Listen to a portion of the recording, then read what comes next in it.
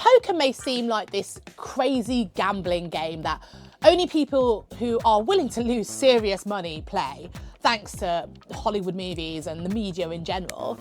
But actually poker is an incredibly strategic mind game. And I've been playing in lots of international poker tournaments lately, and I've realised how similar it is to running a business. I know that most people would never have correlated the two, but in this video, I'm about to explain all the things that I've learned from playing in international poker tournaments and how they relate to business and how those skills I've learned from poker have helped me grow my business. So when I first walk into a poker room, it's really quite intimidating. There are so many people in there, and like they're all concentrating, they're all in the middle of hands, and there's just hundreds of them, and they all look super serious.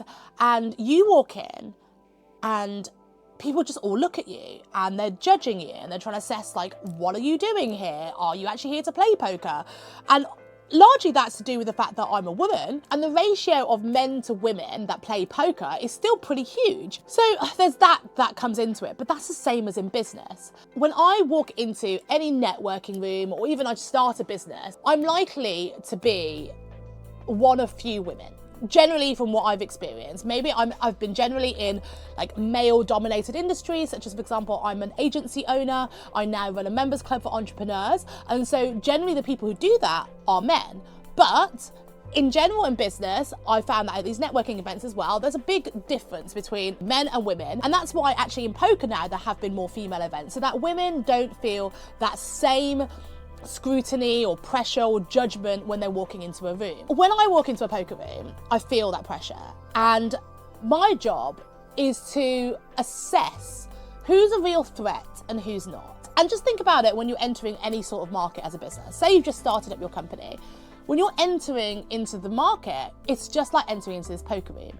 You're filled with hundreds of other companies that probably do similar things to what you do. Even if you think that you're super niched and no one does what you do, and this is what so many people say to me, after years of running an agency, I go, who are your competitors? I go, no one does what we do. And then there's actually a lot of people who do what they do, but like they don't think they are because they think they're unique in some way. So when you walk into a poker room, everyone there plays poker. But people play poker in a different way, and some people at different levels. And so your job is to assess where you lie in the market. People are at different levels, same as business. People have different qualities of business. Some people are, in business for the long run. They've got good long-term strategies. Some people are looking for quick wins. Some people are really good at business. Some people are awful at business. Some people have just thought it's a good idea to do for a little bit, been given a bit of money, and they're just in it. So everyone's got a very different sort of mindset when it comes to business. And the same as in poker. So who are the real threats on the table and in the room? Who are you looking to dominate because you've got better skills and prowess on the poker table? It reminds me of this famous quote from Rounders, which is like the movie that every poker player loves, and it's got Matt Damon in it, and it's a good movie even if you don't like poker. But he says that, here's the thing. If you can't spot the sucker in your first half hour at the table, then you are the sucker. And so it's the same as in business. If you're not sure who the newbies are in business, who are the ones who are like, trying to fake it to make it and not so good, then that's probably you. You're probably the one that knows the least in the room. And actually you should probably take a step back and listen to everyone else. So then there are different types of poker players, just as there are different types of business people. Let's take the type of player who likes to play by the book, who is probably less risk averse, and they will always do the right things in that situation because that's what theory dictates, or that's what the computer says to do. Now, there are people like that in business. They will always try to do the right thing. They'll be by the book, they'll follow old school rules, they won't take many risks. Now, these people are much more predictable. You know what you're going to get with these people. They're less likely to win big. So in poker, like a lot of the time, they will probably consistently earn some money, but they're less likely to be winning that big jackpot and then losing a load of money. They're less like this, which is what they want. They're more steady like this, and that's a great way to be. Like if you're playing by the book, that's a good way to be. And in business, there are those type of people as well. And Again, it's a really good, solid way to be. Some people would say that that's boring, and because that's not their style, they like the ups and downs, and some people just really like consistency. And that's obviously what you get the difference between entrepreneurship and employment too. A lot of people who are more risk averse, they prefer employment because they get a steady income, there's no risk, they know what salary they're going to get every single month. There are people who want to be entrepreneurs, but they also don't like this up and down, and they prefer that too. And again, completely solid style, and actually, if you want consistent results, this is a great way to go. Then you get the other end of the spectrum, and these guys are known as the maniacs. They basically play every single hand, and you know, they're so unpredictable. They'll just play things for the sake of it, and if they're bored, they haven't played a hand in a while, so they're like, yeah, let's just play this. And they're really unpredictable. You have no idea what's going on. These are the type of people in business who just go for any client. They're all over the place. They don't really have a strategy. They've got no ICP, no USP. They're just like going in and they're just doing whatever because they just want to do business. And there are people like this, and you speak to them and they don't know what's going on. They just quite enjoy the process of being an entrepreneur and doing business and traveling here and there, going to events, meeting people, getting stuck in. But what is their business plan? I don't know. What's your financial projections looking like? I don't know. Like, they don't have any strategy. In poker, there are totally people like this. And do you know what? They will get lucky. They will hit that random hand that they've played that they should not have been in the pot with. And they'll feel great. They'll feel like they are so smart. They're a genius for being in that hand. And actually, they will win big. And sometimes they'll just win millions and they'll get lucky. But that stuff does not last. Sure, there's luck in poker and in business, right? And you'll see it. Sometimes people get lucky with these ridiculous strategies, but it's not going to be consistent results. So these people who play like this, they're going to have good days and they're going to have bad days. And in fact, they're going to have a lot of bad days. It's never going to work out in the long run if they keep playing like that. And it's the same as in business. If you look for those short-term wins, those hacks, those cheats and everything like that, sure, you'll get a few wins here and there, but you're never going to run a legitimate, sustainable business that consistently makes money. Oh, and then we have the table talker. So these are the people who are very chatty at the table. They love to talk, and they're not necessarily doing it to put you off. And, you know, don't get me wrong, in some places there is a lot of intimidation and they will put you off and they might make little jabs, but they're generally not the nasty type. They're just chatty. Take it. Take whatever you want. I just don't fold. It's so boring to fold, so I decided. And some people are naturally chatty and they're having a conversation, but some people are using it to their advantage. They're trying to decipher information out of you. They're trying to be like, right, so if you're, not, a regular poker player, you're just here for holiday, then you're probably going to want to play for a little bit of time and you're not like going to rebuy. And so you're probably going to play in a little bit of a safer way. And so therefore, maybe can they bully you out of pots? They're doing it to get information. They're not just there having a chat. And so there are people like this in business too. You'll see them. They'll be chatting, they'll be networking, they'll be working the room and things like that. But are they actually genuinely trying to make relationships with you? Or actually, are they trying to get information from you? Because I've discovered a lot of people like this in the past where I thought they were my friends and I thought they were genuinely interested in my business, but no, they were interested in how I run my business, how I get my clients, what I do to get leads and what I'm doing for my personal brand. And so that they can steal those tactics and use them for themselves. And then there are others who are using that information against you too. And so you've got to be wary of these people. But these people also have weaknesses and tells, right? So for example, if they're really chatty, you can also get more information from them. If they're very, very chatty and they suddenly go really quiet, what does that mean? Is it because they've got a really good hand or really bad hand? But when there's a big difference in how they're being, there's a reason for this. And you can then use that information against them. Just like in business, when someone's being different, there's a reason for it. What does that mean? Are they about to change? Are they about to do something? And all these sort of things come into business as well. You can use this like human behavior and analyze it to your advantage and work out what's going on. So those table talkers, whilst they are, trying to intimidate you, you can actually get more information from them. I'll sit with you all for a while. Hey, don't do us any favors, Kanish. I'm about to go to the board to fill these seats. Got it. erase. Look at the people who post every single day on social media. Because they're talking a lot, you'll see discrepancies in what they're saying. Sometimes they forget what they posted a few weeks ago. They're claiming 1 minute that they earn 50 grand a month, and the next minute it was like 20, and the next minute it's 100. Like, the things are not correlating. And you can suddenly decipher more about their business the more they talk, because they're forgetting the things that they said, because it's not all true. So actually, the table talkers are people who you can get a lot of information about, because the more they chat, the more they have to give away. Oh, and then you get the bullies. Die, and you won't be pushed around.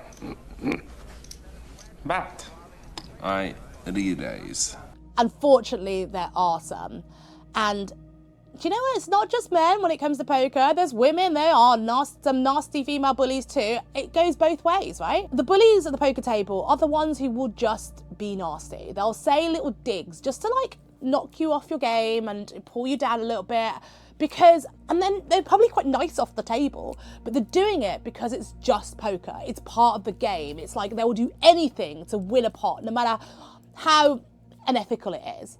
There's the same people in business. And do you know the amount of times I've had this phrase said to me when they go, "It's just business. It's just business. It's just business. It's just business. It's just business, honey." And I'm like, oh, I just really don't like that. They are happy to screw you over, do whatever, because it's the name of business. For me, it's not how I do business. But for lots of people, that's exactly how they do business.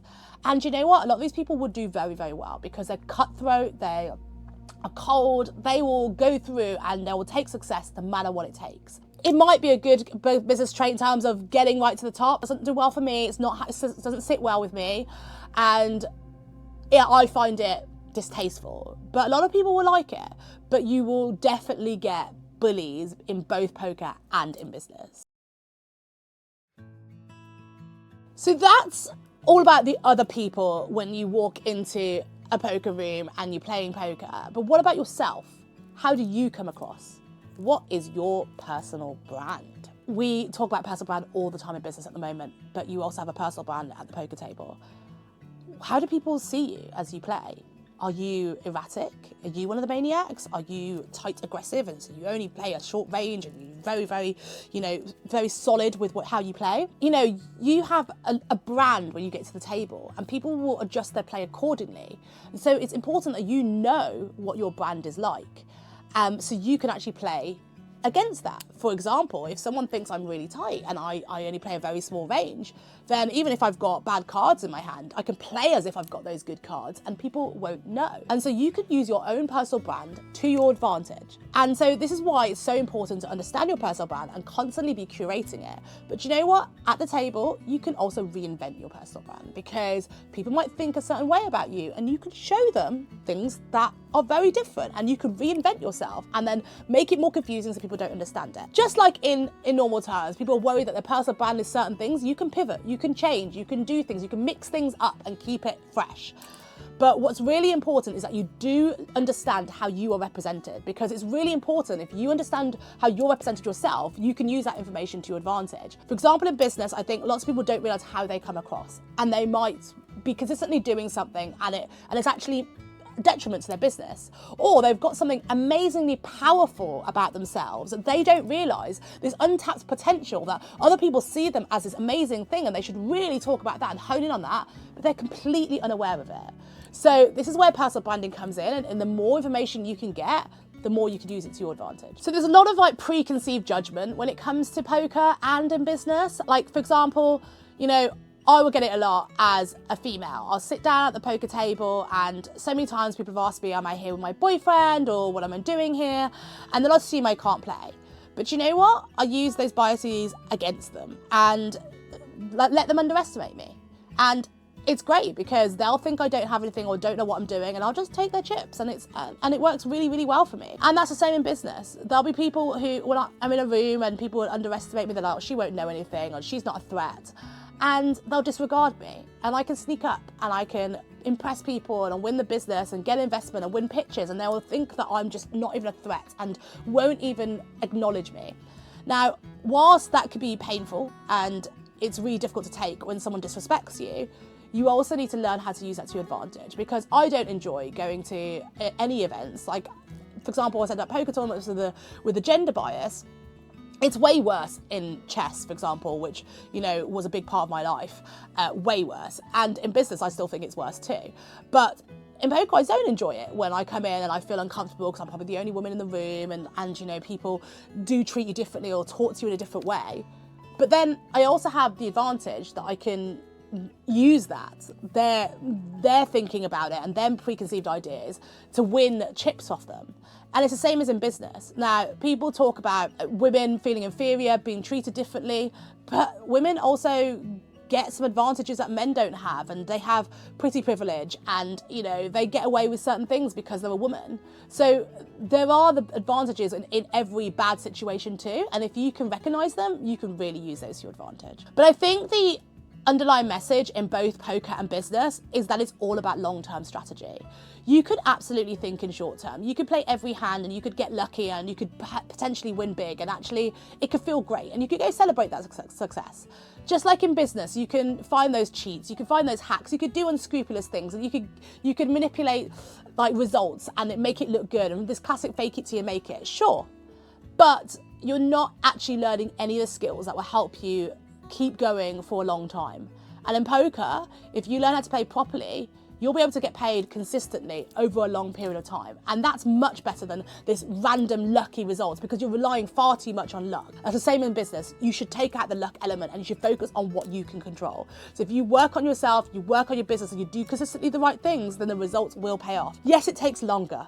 Yes, it's harder work. Yes, it's more frustrating. But in both situations, the results will be so much better and you'll enjoy it, and it will be so much more satisfying knowing that you've done it right from the get-go. I hope you found this video enlightening, because poker is not just about gambling. There is a lot of strategic element. There's a lot of psychology that's involved. And I hope that you guys sit down and perhaps play a game of poker and start to learn some of this stuff and realise how you can implement that in your business.